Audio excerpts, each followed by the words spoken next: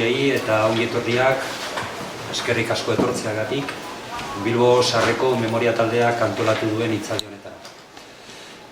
Jakingo duzuen bezala, eta ez dakienak jakin dezan, gure taldeak San Francisco, Bilbo Zarra eta Zabala auzoetako historia berreskuratzen dabil, edo diardu. Hain alboratuta dagoen auzo hauen historia eta bereziki bere biztanlena eta mehatzena, mintzat Perezaguaren testimuru honetan. Gai horretaz ez dago apenas ez jasota, eta hori guretzako dena da.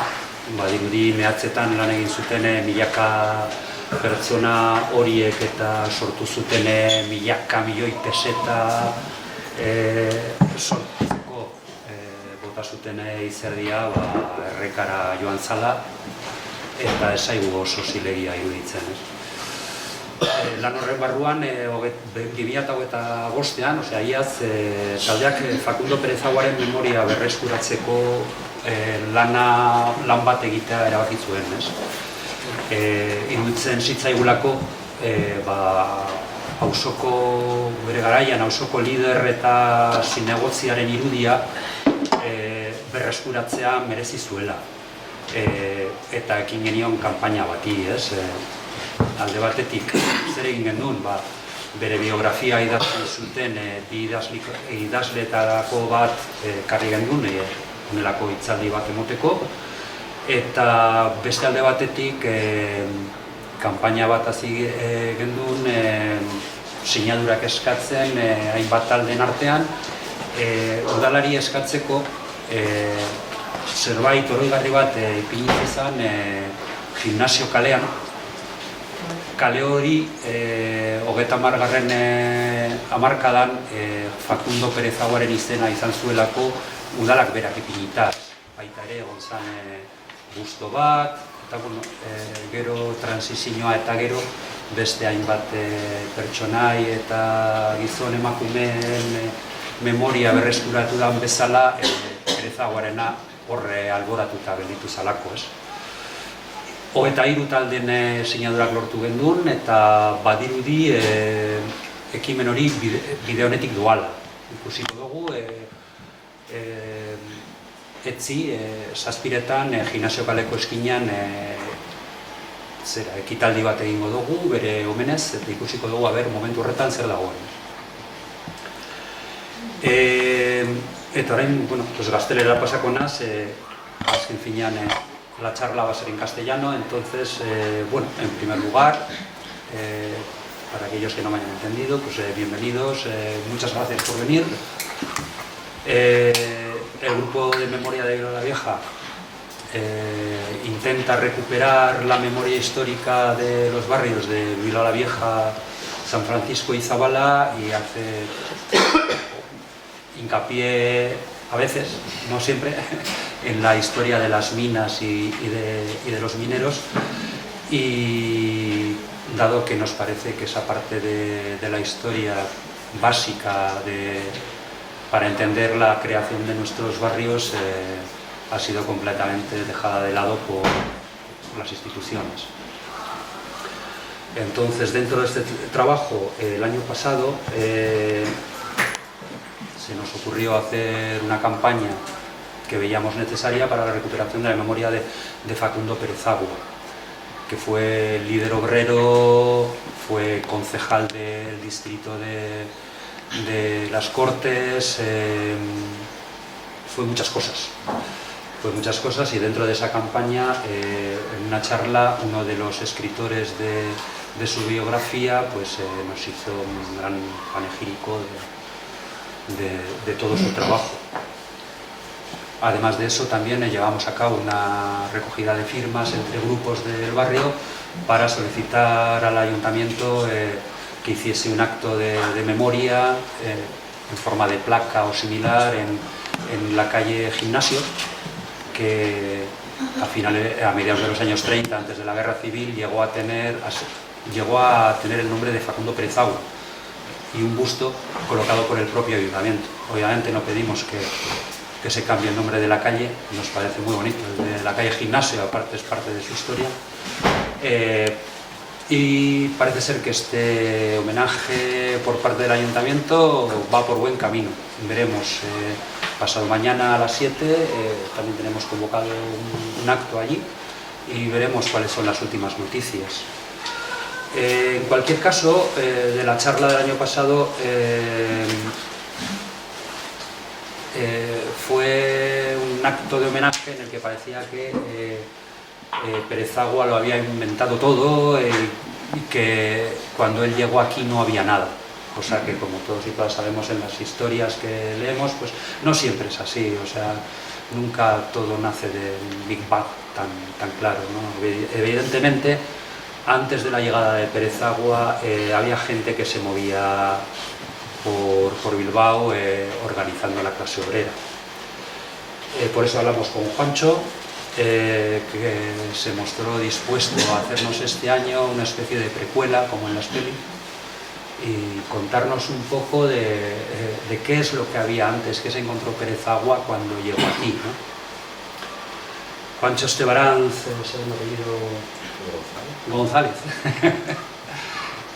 Para quien no le conozcáis, pues eso, lleva un montón de años investigando y estudiando sobre todo la historia del movimiento libertario. El movimiento libertario en su concepto más amplio, ¿no? Desde tanto temporal como ideológico, desde los movimientos autónomos de nuestra historia más reciente hasta las épocas en que los primeros internacionalistas estaban organizándose en la Villa de Bilbao, ¿no? Es doctor en Historia Contemporánea, es profesor, es escritor de libros, de artículos y de muchos artículos en un montón de revistas. Fue librero, fue diseñador gráfico, por aquí tengo apuntado de que todavía tendrá incluso alguna mancha de tinta de la imprenta Luna, que muchos recordamos porque en el Muelle de la Merced, en lo que ahora son viviendas, en lo que ahora es el hotel, perdón, estuvo, y de aquella imprenta salieron muchísimos materiales que seguro que más de uno tiene en casa. Y trabajaron para un montón de grupos, aparte del trabajo comercial que hacían, trabajaron para un montón de grupos con muy poquitos medios. De hecho, bueno, con todo ese historial, Juancho Estebaranz conoce todos los aspectos del proceso de recoger la historia y de transmitirla. Entonces, bueno, y hasta aquí llega mi presentación, me callo, le dejo hablar. Muy bien, hola, ¿qué tal? No sé si necesitamos esto a lo mejor para grabar, ¿no? Sí, vale, venga, pues yo soy Juancho, como ha dicho Xavi, aparte de todas esas cuestiones académicas y laborales, que está fenomenal, bueno, pues también a lo mejor algunas personas hemos coincidido en algún movimiento, en alguna acción colectiva, nos hemos visto hace poco, algunos de los que estamos aquí, y esa es un poco también una de mis identidades, ¿no? Pero bueno, hoy estamos para hablar de... Yo había puesto un título que está puesto en el cartel que ponía antes de Pérez-Agua, ¿no? Porque, como bien se ha dicho, antes de que viniera él había un movimiento obrero activo, y precisamente, como yo creo que vamos a acordar, es ese movimiento activo, la existencia de ese movimiento activo, el que hace que este señor, este agitador profesional, digamos, se traslade a las tierras vascas, como podía haber ido a otras, y bueno, pues ya se quedara aquí a vivir, etcétera, y fuera parte determinante del movimiento obrero durante finales del siglo XIX, principios del XX. Pero es precisamente esa existencia de ese movimiento anterior el que le trae aquí como organizador y bueno, como buen organizador, que después pues eso, recogió sus frutos, ¿no?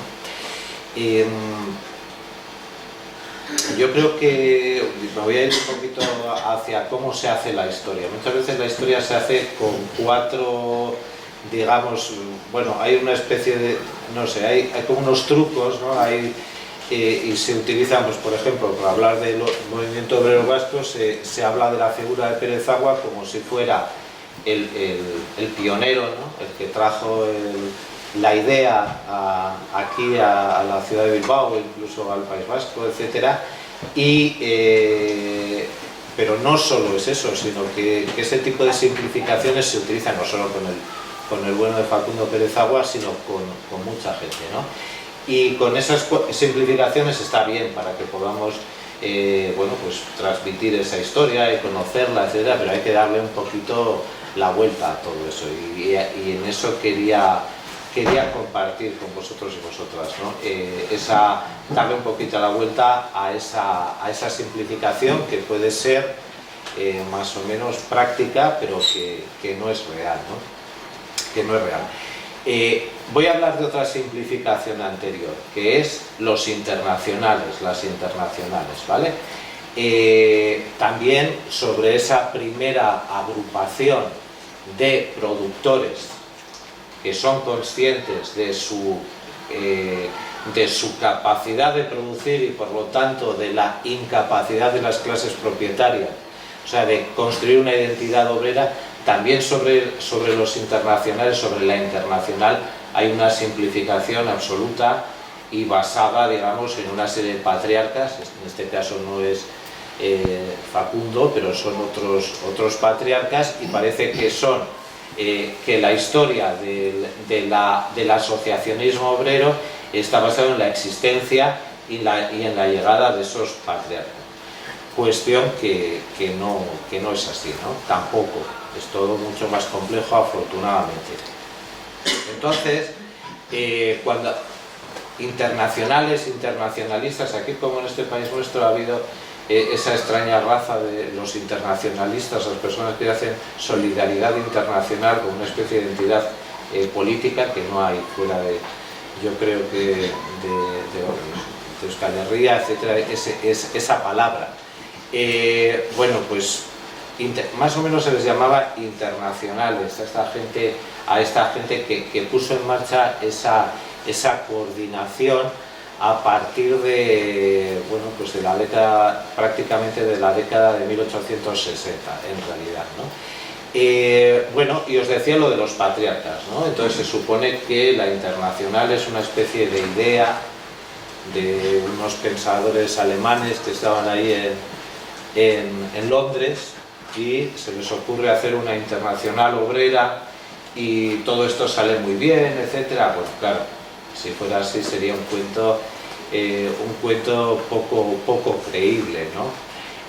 La internacional obrera como tal, pues recordad un poquito que sí puede surgir o empujarse desde Londres, pero hay una confluencia entre verdaderamente la gente ya que estaba organizada, francesa, con gente inglesa, etcétera, y que coincide con una serie de pensadores y exiliados profesionales románticos, bueno, de esa época, que están también en Londres, ¿no? Y a partir de ahí hay una confluencia una confluencia práctica, y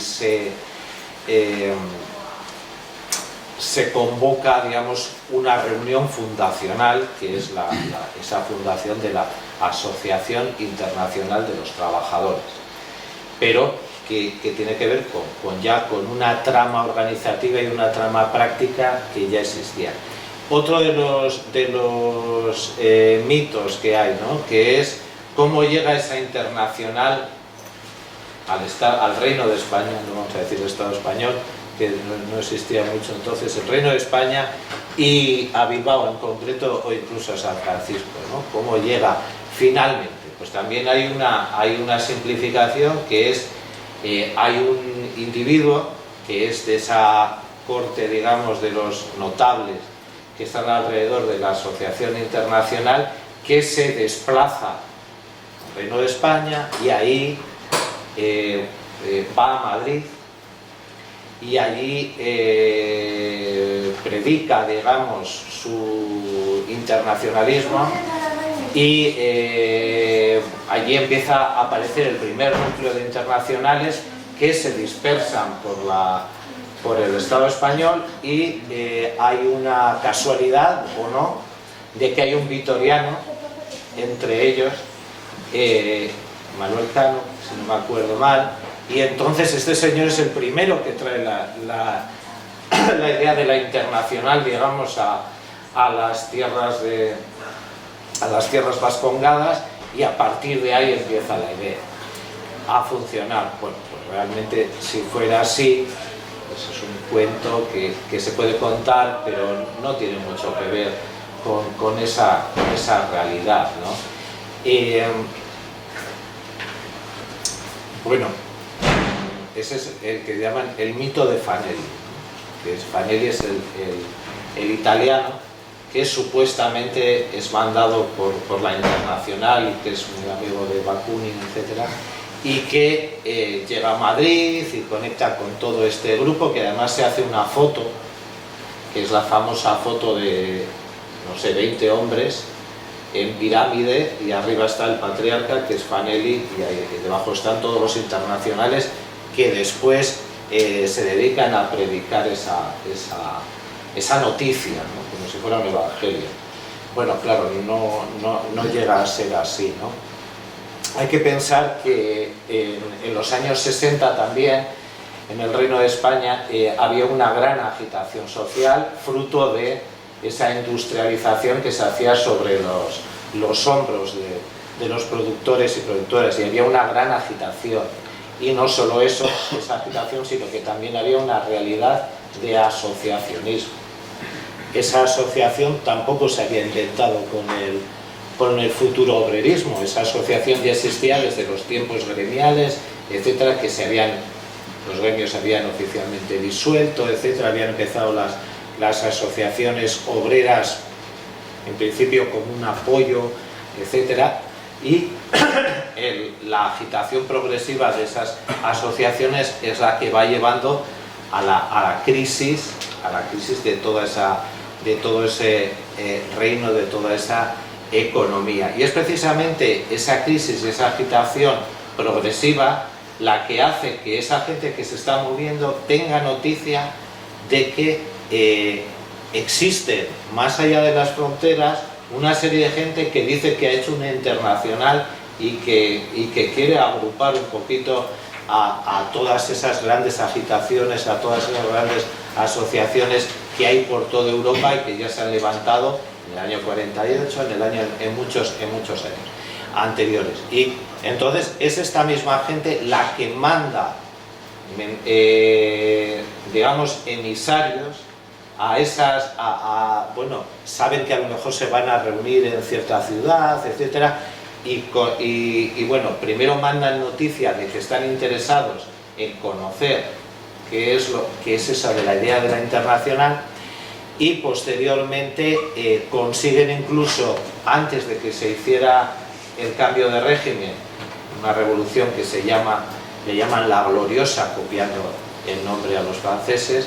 Bueno, pues antes de ello ya incluso mandan el primer delegado que aparece allí en esa reunión, y como era un buen ilustrador, es un ilustrador también, hace unos dibujos, y bueno, de los dibujos que quedan de lo que hace este buen hombre, no eran más que nosotros aquí hoy en Sarria. Digo, el número de gente, bueno, eso es lo que ven, y luego también tenemos que ver que la relación, digamos, entre los núcleos de obreros, de proletarios, bueno, de futuros proletarios, de productores, los vamos a llamar entonces, pues era fluida. El núcleo Marsella-Barcelona siempre había funcionado, y cuando cae el régimen español, cuando se tiene que ir Isabel II y todas estas cuestiones, fluyen naturalmente los agitadores obreros que allí llevan 50 años funcionando en el Estado francés fluyen hacia el Reino de España, y hay una serie de personas que ya son internacionales, que ya participan en esa internacional obrera, que vienen a comunicar esa idea o a agitar antes que ese famoso Fanel, y que tienen mítines pues muy concurridos, etcétera, y son los que precisamente le dan los contactos a este Fanel, porque ellos ya los han utilizado, y ha habido un flujo natural. Bueno, todo esto lleva a que donde había más industrialización y donde había más asociacionismo, se intenta hacer un primer congreso obrero, y ahí se tiene noticia de la primera relación oficial, digamos, entre una asociación obrera vasca y ese congreso, y es que la gente que está en Zumárraga, que hay un núcleo industrial que surge de ese nudo ferroviario que se crea, bueno, pues se pone en contacto diciendo que, bueno, pues que están interesados, pues igual que están interesados en conocer. Y luego hay una serie de vascos y de navarros, sobre todo de navarros, que viven en la zona catalana y que de alguna manera participan en esto, y también de alguna manera fluyen Ebro hacia arriba con las ideas, con sus propios contactos, no sé si familiares, profesionales, llevan esa idea de ese asociacionismo, de esa internacional. Esto, la revolución es en el 68, la revolución quiere decir la caída borbónica, en el 69, 1869, es ese primer congreso obrero, y el congreso es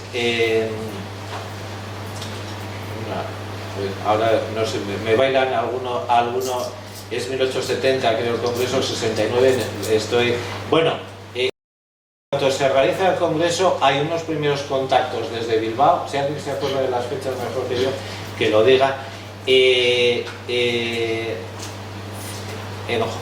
sí.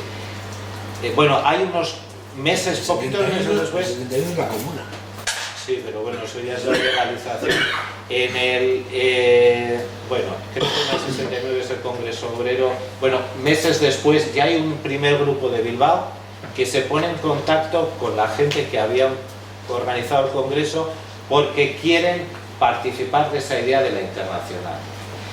Pero ese primer grupo que se pone en contacto de Bilbao no dejan de ser lo que podríamos llamar ahora una especie de burgueses con buena conciencia o progresistas o algo así se llama ahora.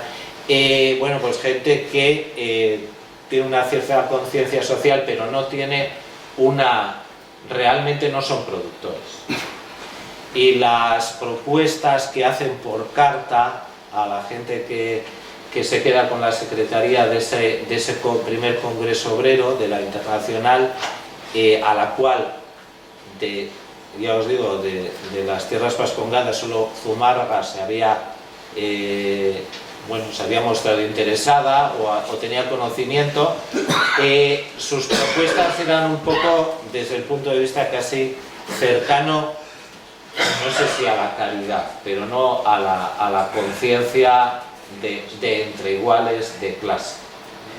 Sería mucho simplificar, pero bueno, está claro que no tienen el tono de esos productores que se ven a sí mismos como los capaces de crear el mundo y los que son expropiados de esa capacidad por una clase propietaria. Pero meses después, ya en 1871, se crea la primera asociación que ya, bueno, previamente supongo tiene que haber sus contactos, etcétera, y la gente que se está moviendo aquí crea el primer núcleo de la Internacional en Bilbao. No es tan difícil, os voy a leer, si me permitís, a ver dónde está por aquí. A ver. tenían una buena costumbre, que era que siempre que se creaba un núcleo, lo hacían un manifiesto. Y un manifiesto pues con ciertas intenciones literarias, etcétera. Entonces pues son muy agradecidos de leer y de... Mirad, es el 23 de octubre de 1870, o sea que no estoy yo equivocado en las fechas. Bueno, entonces ya dan sus consignas más o menos conocidas, o que van a ser conocidas por los internacionales, y dicen: no más derechos sin deberes, no más deberes sin derechos. He aquí el lema de nuestra noble bandera: agrupémonos en torno a ella y con la fe que presta un porvenir halagüeño. Si no, la opulencia que no queremos conseguiremos dejar a cubierto de la indigencia a nuestros queridos hijos, etc.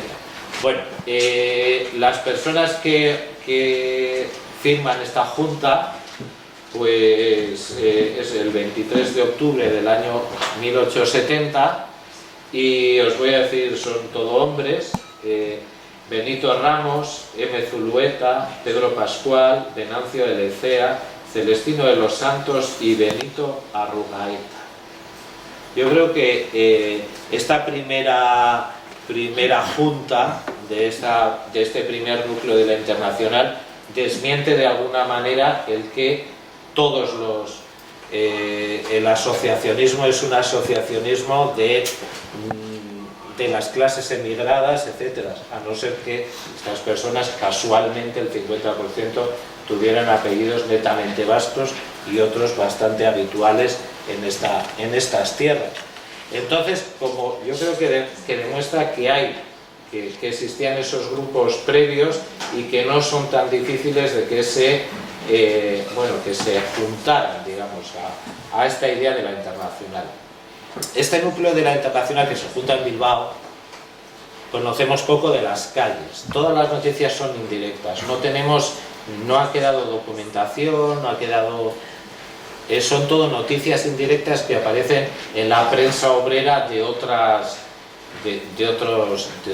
localidades, de otras realidades, y también quedan las actas de esa Internacional a nivel de lo que es la región española, pues como le llaman, porque es una internacional, la región española, entonces la Federación de la Región Española, y existen, eso sí que se han conservado todas las actas, etcétera, se pueden consultar, y bueno, pues ahí también aparecen estos núcleos, no solo el bilbaíno, sino núcleos vascongados y navarros, digamos.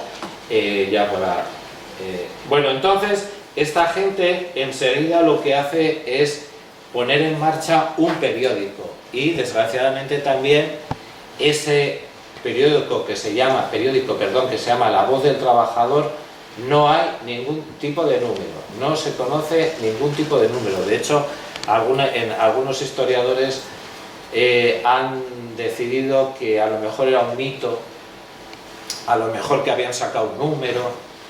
Bueno, parece que todo eso ya queda atrás, y parece que era un periódico dominical que sí que estuvo saliendo semanalmente durante un tiempo y que tuvo sus terribles circunstancias, como por ejemplo una guerra carlista, que yo creo que es una razón importante para que deje durante unos meses de aparecer o de haber noticias indirectas de que existe, pero que lleva bastante tiempo, ¿vale?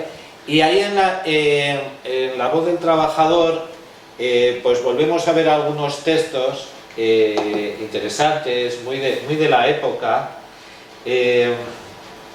Siempre tienen este tono que hablan mirad cómo dice: a los trabajadores, dice: vosotros, los que desatienden los rigores del calor del verano, los fríos del invierno, las lluvias y las nieves, fecundizáis la tierra con el poder de vuestros brazos, regándola con el sudor de vuestro rostro, los que en el estrecho recinto de los talleres empleáis las fuerzas y la inteligencia, perfeccionando el arte con ímprobo trabajo, hermosa obra que sale de vuestras robustas y callosas manos, admirable y embellecida, los que sujetos a 1000 peligros y penalidades exponéis vuestra preciosa vida, ora suspendidos en el aire sobre un andamio o apoyados débilmente sobre una tijera o sobre una sencilla viga, los que abandonando la patria y el hogar de la familia con sentimiento y dolor surcáis los mares y que llenos de fe y esperanza lucháis con el huracán desencadenado y las olas embravecidas sobre insondable abismo,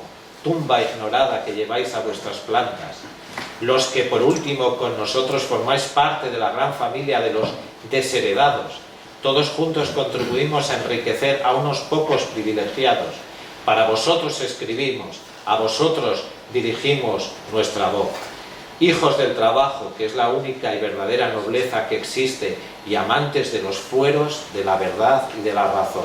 Este es un texto de noviembre de 1870, hemos dicho que se había creado el núcleo en octubre de 1870 y este es, digamos, el manifiesto fundacional, por decirlo así con estas palabras, de esa La Voz del Trabajador. Como veis, bueno, pues un tono muy de la época y siempre tienen como la misma estructura. Primero los manifiestos, primero se habla un poco de las miserias generales y después cómo lo que se tiene en común es esa miseria, pero lo que se tiene también en común es la sabiduría del productor, que es lo que hace que todos tengan que estar en unión y por lo tanto tienen eso en común con todos los productores del mundo expropiados por las clases propietarias. Y después la conclusión, que es hay que asociarse, hay que ponerse en colectivo, hay que tener conciencia de ese colectivo y hay que asociarse en la internacional. Siempre es así. Hay muchos. Entonces, ¿qué conocemos de la internacional? 1870, estamos diciendo que ya está en Bilbao, y no solo en Bilbao, aparece por ejemplo en Pamplona, aparece en Donostia, aparece en otras pequeñas ciudades, no tanto en Vitoria, luego en Vitoria sí aparecerá más, pero no, pues Zumarra, Irún, etcétera. Sitios donde había una pequeña, bueno, donde había una presencia, no podemos llamar casi industria, porque en este primer momento es gente que se agrupa alrededor de oficios como tipógrafos en un sentido más amplio, sombrereros, toneleros, son como gremios, digamos, de alguna manera. Y las noticias que tenemos son de algunos conflictos, aparte de las noticias de cuando se van fundando algunos de los núcleos vascos y navarros, etcétera, hay algunos conflictos. El primer conflicto que se conoce indirectamente es el de los tipógrafos, que yo creo que están detrás, evidentemente, de la creación de La Voz del Trabajador, etcétera, y que consiguen a través de una huelga, bueno, una huelga, no sé si se puede llamar así, bueno, a través de una serie de protestas, no sabemos mucho más, reducir la jornada de 12 horas que tenían a 10 horas y media, lo cual es un gran logro entonces, y bueno, pues es a través de esa asociación. ¿Qué más conocemos de los conflictos de los internacionales? Pues también que están presentes en algunas de las fundiciones. Es que todavía lo que conocemos así como siderurgia, yo creo que no estaba excesivamente extendido, no tal como lo conocemos, tipo Altos Hornos, etcétera. Bueno, están presentes también allí y están presentes, tal y como se puede deducir de los documentos, en algunos de los oficios que hay en esa siderurgia. También se conocen las minas, pero en las minas no tanto relacionado con la gente que se dedica a lavar el material o extraer, sino con la gente que tiene ciertos oficios, como la gente que hace galerías o historias así.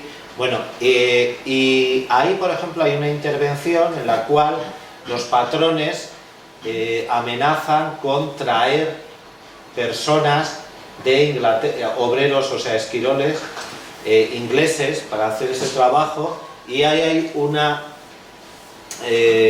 bueno, hay una serie de preguntas, una relación a través del secretariado de la Internacional que estaba en Barcelona para que los obreros de los productores de ingleses bloqueen de alguna manera la llegada de esos esquiroles. No se sabe si llega a tanto, pero por lo menos la gestión de todo eso, o por lo menos la conciencia de que se puede poner en relación la gente que está trabajando con las minas con la gente que puede llegar a venir, pues es importante, ¿no? ¿Qué problemas hay en la internacional? Bueno, eso se relaciona sobre todo con esos oficios, con esos obreros que tienen conciencia de su propia profesión, etcétera.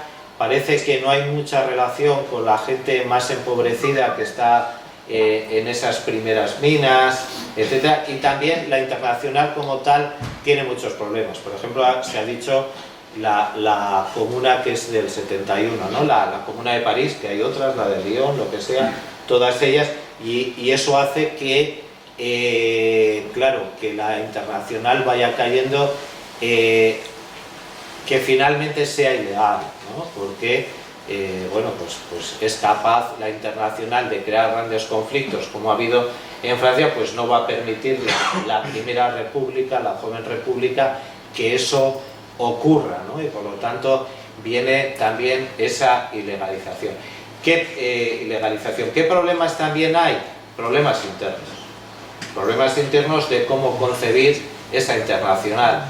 Hay una gente que piensa que tiene que ser una especie de oficina central, en la cual esa oficina central decida de alguna manera los pasos estratégicos, y hay otra gente que defiende la autonomía de las diferentes federaciones locales, etc. Y ese es el nudo. A veces han dicho, hay un conflicto entre marxistas y anarquistas. Bueno, es mucho decir. Más bien es ese conflicto entre oficina central y autonomía de las secciones. Y eso va agriando la internacional. También hay que decir que todo esto de la represión de la comuna hace que por Bilbao aparezcan algunos activistas internacionales franceses, italianos, etcétera, que tienen que pasar hacia las reuniones de los internacionales en Holanda, en Londres o lo que sea, donde fuere. En Holanda hay uno de los congresos, etcétera, y tienen que esquivar el Estado francés, y entonces suben el Ebro y cogen el barco, los barcos en Bilbao. También hay que decir que, por ejemplo, uno de los patriarcas de la internacional, que es Anselmo Lorenzo, acaba residiendo en Bilbao, porque se pira de Madrid un poco asqueado de las luchas intestinas y de las miserias, etcétera, y a través de este Manuel Cano, que os decía que era vitoriano, está un par de meses en Vitoria y acaba viniendo a Bilbao, y se conoce por sus memorias, porque luego las publica, etcétera, cómo participa en algunos actos de propaganda, en algunos conflictos, en algunas cosas un poco anecdóticas, bonitas, como en hacer una especie de duelo oratorio o lo que sea con el cura de San Antón, de allí un poco un pique, lo que sea entre ambos, lo que toque, porque claro, lo cuenta el señor Lorenzo a su manera. ¿Qué pasa? Que con esto de la guerra, de todo el conflicto carlista, etcétera, de la prensa de entonces tenemos nada y poco y nada. No sabemos más que por esas memorias de líderes obreros, de los periódicos, etcétera, lo que puede haber pasado en Bilbao. Sí que algunos de los núcleos participan un poco de esos debates entre marxistas y anarquistas, o yo diría entre oficinas centrales y autonomía local, etcétera. Y por ejemplo los de Pamplona, el núcleo de Pamplona, sí que hacen algunos manifiestos, ya más de corte anarquista, etcétera, pero yo creo que en Bilbao pasa algo que vuelve a pasar muchas veces, que es que en Bilbao el asociacionismo es bastante, no sé si sincero o bastante asambleario, diríamos ahora, y casi siempre se mantiene al margen de los líos internos, y siempre está proponiendo cómo, no sé si vías medias, pero un poco dejar los líos aparte y a ver si se puede seguir con ese asociacionismo, con esas coordinaciones, y esto va a pasar desde los tiempos de la Internacional hasta después en más coordinaciones futuras, como diciendo, bueno, están esos líos, a nosotros no nos interesa, nosotros lo que queremos es mantener nuestra coordinación, y normalmente ahí los núcleos, el núcleo bilbaíno, los núcleos vascos normalmente se retraen y ni siquiera aparecen en los congresos, mandan una adhesión o lo que sea, pero cuando hay lío interno se quedan en un segundo plano y algunas veces incluso proponen una vía intermedia para a ver si se puede seguir con ese asociacionismo. Vale, bueno, pero esa Internacional va languideciendo por todos esos problemas también, sobre todo los problemas derivados de la ilegalización, los problemas naturales de la guerra carlista, etcétera, y ese primer núcleo de internacionales, que os he contado algunos de los pequeños conflictos que me acuerdo que me parece que son los más importantes, esa primera internacional o la internacional como tal va desapareciendo a mediados de la década, ya está casi difunta, no solo en algunos lugares se mantiene más, como aquí, porque no entra dentro de los líos, pero está difunta. Para el 76 está difunta la Internacional como tal. Eso no quiere decir que no sigan esos grupos, o hay que deducir que siguen esos grupos. También hay una observancia represiva bastante fuerte en ese final de la Primera República y la llegada de la restauración borbónica, Alfonso XII, etc. Hay unos años en los cuales es más duro el tema de cualquier tipo de asociacionismo, y en cuanto hay una pequeña apertura represiva, en cuanto a eso, enseguida se vuelven a poner en marcha en todos los lugares esos núcleos que habían puesto, que habían empujado la Internacional, ¿no? Como tal, ¿no? Quería haberos leído alguna cosita más de estos textos tan bonitos que hacían, pero bueno, ya habrá oportunidad.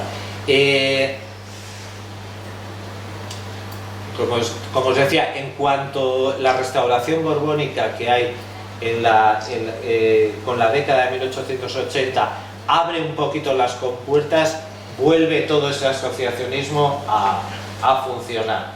Y como siempre, en los lugares más industrializados, que son el Levante mediterráneo, contando también las tierras catalanas, allí inmediatamente empiezan otra vez los congresos, etcétera, y ese asociacionismo automáticamente tiene reflejo en que los núcleos de avanzada que hay aquí se pongan en contacto y se pongan en marcha.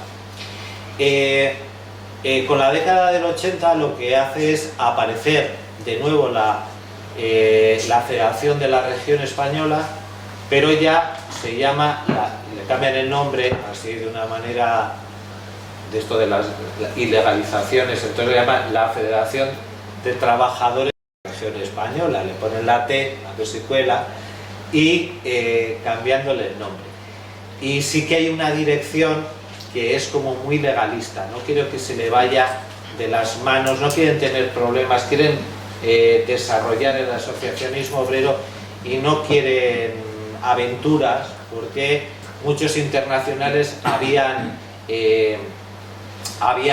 integrado, por ejemplo, las rebeliones cantonales, habían estado muy relacionados con, bueno, muy levantiscos, etcétera, y esta nueva dirección, esta nueva federación, es más legalista, pero es más explícitamente lo que luego podríamos llamar de un carácter libertario o anarquizante o anarquista. Tiene un lema ya que es, a ver cómo es, a ver si os lo digo, es autonomía, federación y colectivismo. Autonomía en ese sentido que os decía de que la capacidad de decisión está en los núcleos locales y no en las federaciones o en las oficinas centrales que deciden los dirigentes por ellos.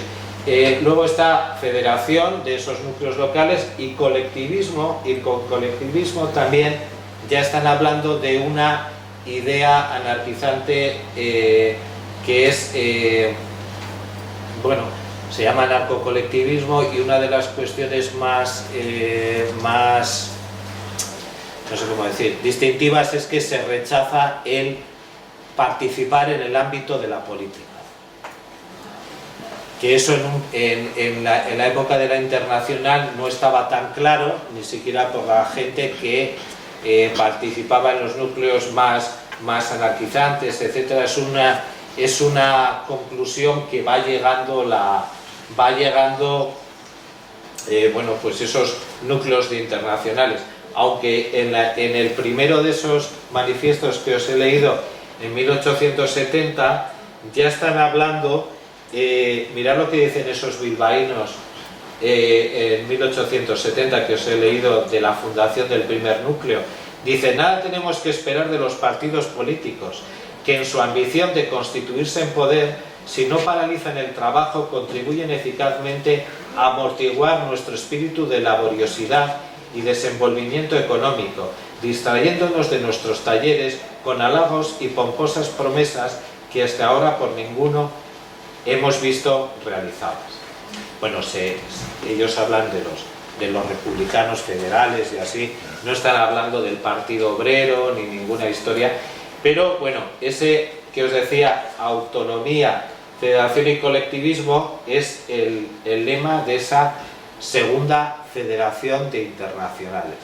Aunque sí que ellos mismos se llamaban, la internacional era la de 1870 y la federación le llamaban a la de 1880.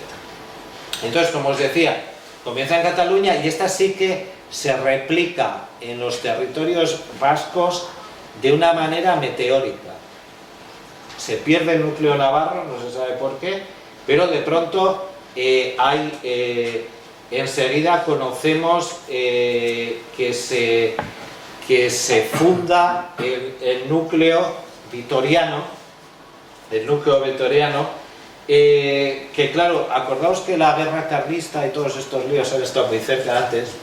Los vitorianos dicen: vosotros, los que no hace mucho habéis tenido el valor de coger un fusil y exponer vuestras vidas por defender una causa política, no es de esperar que ahora que os llama para defender vuestros propios intereses, llevándoos a un terreno mucho menos peligroso que al que... Bueno, el caso es que está muy cerca esas confrontaciones carlistas, etcétera, y empiezan estas primeras gentes que se acercan a esta federación, y mirad qué gente es: secciones de torneros, ebanistas, carpinteros, albañiles, herreros, zapateros, curtidores y sastres.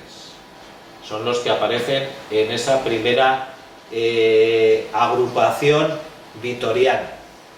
Enseguida también se pasa a otras localidades, y entre ellas Bilbao. Enseguida aparece la réplica de Bilbao, y enseguida en el año ya 82 se hace la primera comarcal vasca, que dice que tiene 710 asociados.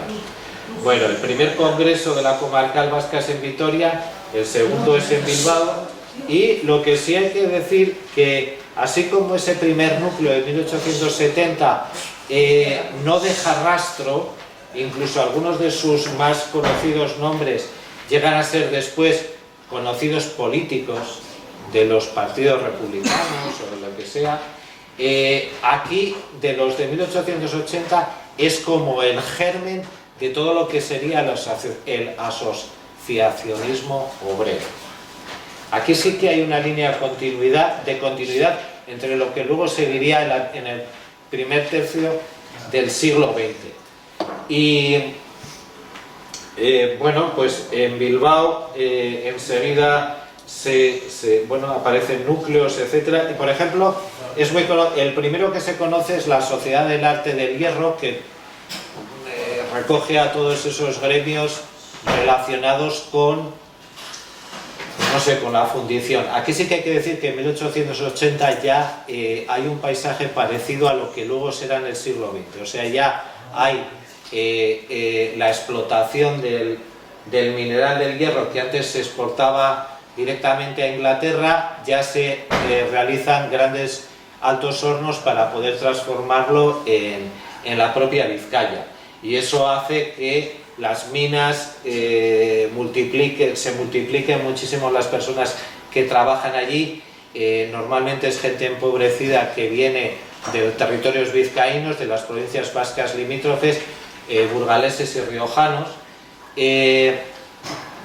y sus familias, etcétera. Bueno, trabajando en la mina, aparecen esos altos hornos, la burguesía vasca va cambiando hacia una burguesía financiera, tal y como se conoce después en el siglo XX. Y como os decía, el arte del hierro es una de las primeras que se conocen, pero después hay otras distintas asociaciones, etcétera. Y bueno, pues antes lo hemos hablado, ¿no? Siempre se quiere ensuciar un poquito esto, aparece enseguida un supuesto complot, la mano negra, no sé qué, lo habréis oído alguna vez.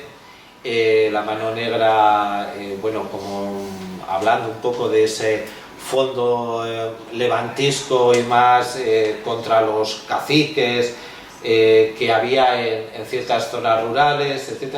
Bueno, la mano negra, que no sé porque antes hablábamos de un libro que yo no lo he catado, pero parece que es un poco esto de la mano negra, importar policialmente y judicialmente una técnica que había funcionado en Estados Unidos con algunas de las sociedades secretas que tenían los irlandeses, etcétera. Entonces bueno, así se consiguió desarticular los sindicatos mineros en la zona oeste, etcétera. Entonces, bueno, pues es un poco traer esa técnica policial que a lo que está surgiendo en el Estado español, y aparece esa cosa que se llama la mano negra, que es una especie de remedo, ya os digo, de esas logias, pero que vuelve a encender una cuestión de acción, represión, y a tensionar esa federación, que tenía muy claro que por ahí podían venir líos porque venían de una situación de clandestinidad. Bueno, en las comarcales vascas hay unos textos muy chulos que se hacen para no solo la fundación de los diferentes núcleos, sino de la propia comarcal vasca. Entonces, mirad lo que dicen aquí. Esto es el manifiesto de los trabajadores de la comarcal vasca. Esto es, dice: compañeros vascos, basta de errores, obreros vascos. La asociación es la palanca de más fuerza que los trabajadores podemos esgrimir para concluir con la explotación que sobre nosotros pesa, estableciendo la justicia, la verdad y la moral, asociándonos e inspirándonos en las ideas anárquicas colectivistas. Porque aquí ya están explícitamente hablando de todo eso, ¿no? Y luego les gusta mucho lo de abrir el abanico de toda la gente que es productora, y dice: venid a nosotros, mineros, que de las entrañas del planeta trancáis el hierro. Venid a nosotros, trabajadores del proceloso mar Cantábrico, vosotros los que cada día exponéis 100 veces vuestra vida por la pesca. Venid a nosotros, los trabajadores de los altos hornos, de fundición, que vivís en doble y continuo infierno de explotación y fuego abrasador. Venid a nosotros, compañeras cargadoras de buques, víctimas de un trabajo bárbaro. Venid a nosotros, los sacrificados explotados por la política. Bueno, en fin, venid, trabajadores vascos, etc. Vale, bueno, pues si también hay de estas, ¿cómo se llaman? Llamadas, la legión del proletariado, se supone los vascos, tienen un puesto propio y digno de la siempre y valiente y siempre indomable raza éuskara. Dicen ahí los... Bueno, y luego esto dicen en Vitoria en el 82, luego en el 83, la de Bilbao, que nos... bueno, no os voy a aburrir, pero bueno, que siempre van haciendo una serie de llamadas a todos los diferentes gremios, etcétera. Vale. Bueno, pues este es el caldo de cultivo en el cual llega Facundo Pérez Agua. Pérez Agua llega en el año 85, enviado por un minúsculo Partido Socialista madrileño, sabiendo que hay, bueno, pues que hay un magma organizativo importante. Están esos dos congresos comarcales, etcétera, y la verdad es que Pérez Agua, os dije que es un buen organizador, eso no hay duda, ¿no? Entonces, la propuesta, la verdad es que va teniendo un calado cada vez mayor, la propuesta que puede traer Pérez Agua, porque digamos que es más moderno. La federación, o sea, la FTRE, todavía tiene una idea muy gremial y sin embargo la idea de sindicato que trae o de asociaciones socialistas que trae Pérez Agua es más práctica, agrupa, digamos, más por encima de los diferentes oficios, etcétera, y ahí yo creo que es el progresivo factor de éxito, ¿no? Y la primera de las asociaciones obreras, sociedades obreras, que se va deslindando del mundo del anarcocolectivismo, de la federación, es precisamente la Sociedad del Arte del Hierro, que va recibiendo va de alguna manera abrazando este sindicalismo un poquito más moderno, que habla ya de proletarios y no solo de productores de diferentes oficios. Bueno, en fin, eso no quiere decir que mientras no viniera... Bueno, voy a volver al principio de... no sé cuánto llevo, de lo que estaba hablando, de cómo se hace la historia. Hablaba de los mitos más o menos... facilones, ¿no? El mito de la Internacional con los grandes patriarcas marxistas o anarquistas, el mito de Fanelli, cómo trae la Internacional, etc. Y luego también está la dejadez de los historiadores, o sea, como cuando ya Pérez Agua y las agrupaciones socialistas van teniendo un poco de recorrido, tienen un periódico que se llama La Lucha de Clases y que casualmente ese sí se ha conservado. Solo lo que aparece en ese periódico existe. Es como ahora, ¿no? Que dicen, a ver, ¿cuáles son los periódicos que están en internet? La Vanguardia y el ABC, vale. Entonces te coges cualquier libro y dicen, La Vanguardia, el ABC, la Vanguardia, el ABC. Oiga, pero no había ninguno más, no existía la Gaceta del Norte. Pero como no está en internet y no lo puedo consultar, pues es algo así. Entonces, hay una simplificación, hay toda una parte del obrerismo anterior a los socialistas y anterior a Pérez Agua que no se conoce, pero es por pura vagancia. Yo no soy un señor muy trabajador, pero yo creo que he podido demostrar que con documentos que todo eso ha ocurrido aquí, ¿no? Bueno, y después Pérez Agua ya va haciendo su labor, y claro, es muy conocido porque esta cuestión del primero de mayo, ¿no? Y todo el lío que se montó, pero hay que decir que ese primero de mayo de 1890 hay una gran tensión para poder organizarlo. Los líderes internacionales que habían sido detenidos en 1886 en Chicago y que después serían ejecutados un año después, pues son detenidos porque hay una gran agitación, ¿no?, en Estados Unidos y en Canadá por las 8 horas, etcétera. Bueno, todo eso tiene una larga onda también hacia aquí, y ya se había intentado con muy poco éxito hacer una protesta en el 1 de mayo realmente completamente simbólica. La protesta de 1890, hay una discusión, y hay una discusión que además las discusiones luego se pueden, normalmente estamos en San Francisco y esas discusiones ocurrían por aquí, ¿no? Entonces, no conocemos las discusiones anteriores, pero sí posteriores. Sabemos que había dos propuestas. La propuesta de las agrupaciones socialistas, que era realizar la protesta del protesta de relación con las 8 horas y Chicago, etcétera, el domingo 4 de mayo, y la propuesta de las agrupaciones, pues que a lo mejor podían provenir de este magma anterior, o no lo sé, digamos, se conocen por la prensa libertaria, anarquista, que querían hacer el 1 de mayo, que era jueves, creo, y eso suponía tener que hacer huelga.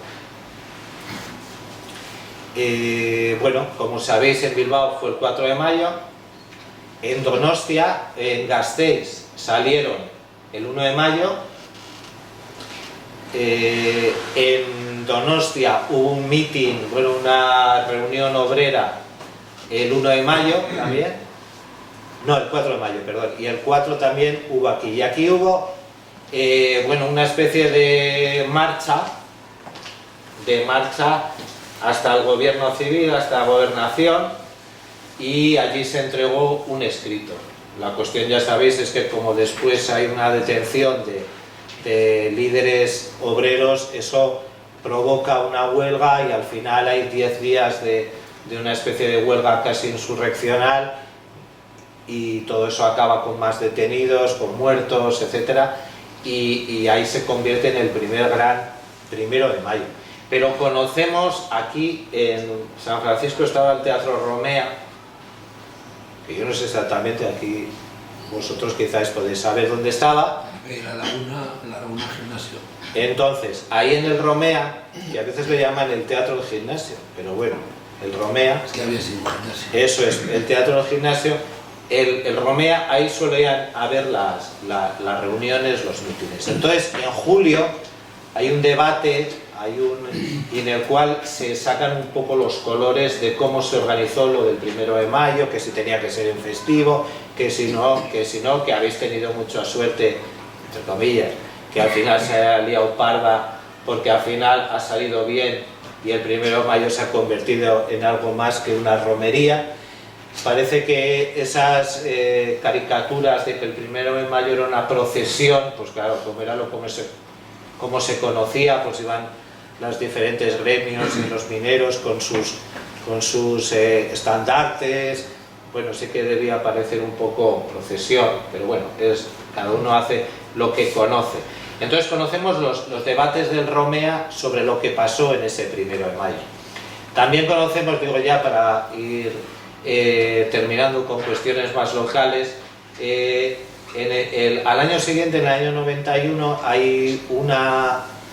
había un gremio un poco peleón, que eran los obreros de las panificadoras, o sea, los que hacían pan industrial, y esos eran bastante peleones. Habían hecho una huelga importante en los tiempos de la Federación de los trabajadores de la región española, y ahí perdieron, etcétera.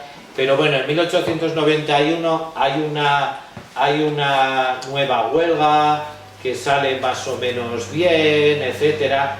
y ahí en el Romea, a ver si os lo puedo, si lo tengo por aquí, en el Romea hacen una reunión que se presenta a ver cómo se llama, como el delegado o el gobernador, lo que sea, ahora no me sale el nombre, y bueno, pues se lía parda, ¿vale? Se lía bien parda, a ver si saco aquí el nombre oficial de ese señor, porque, pero os voy a leer, me vais a permitir porque es muy divertido, la crónica de ese conflicto, porque salen las personas de San Francisco también, que para eso estamos aquí.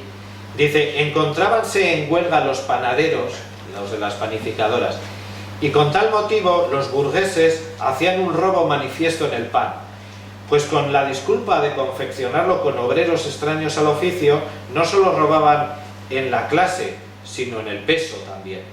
Esto indució a los obreros a celebrar un mitin de protesta, ya que les fue prohibida la manifestación pública, que es lo que hay aquí. Dicho mitin fue disuelto por el representante de la autoridad.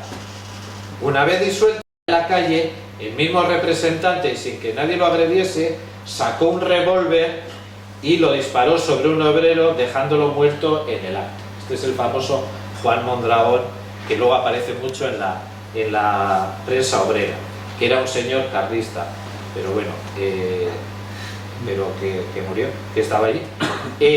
La autoridad ordenó la prisión de los que componían la mesa del debate, y encerró al delegado del gobernador para que no le agrediese, que es el que había matado al Juan Mondragón.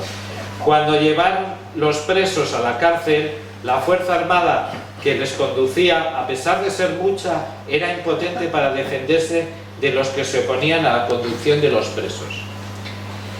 Las heroínas de la jornada fueron sin duda las mujeres, que desde los balcones y ventanas tiraban sobre la Guardia Civil y Fuerza Militar cacharros de todos géneros y cuanto tenían en casa. De estas casas hubo algunas que quedaron completamente desalquiladas, pues todo cuanto en ellas había fue lanzado a la calle.